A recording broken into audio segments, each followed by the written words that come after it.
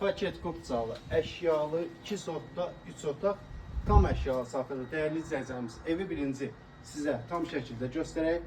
Sonda da bütün məlumatlarını deyəcəyik. Buyurun, evi izləyək.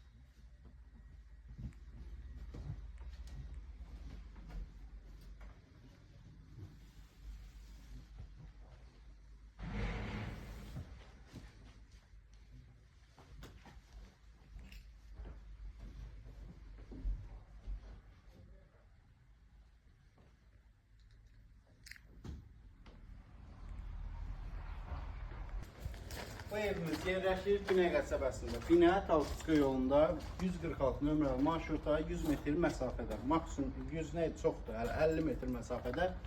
Qiyməti 88.500-dür.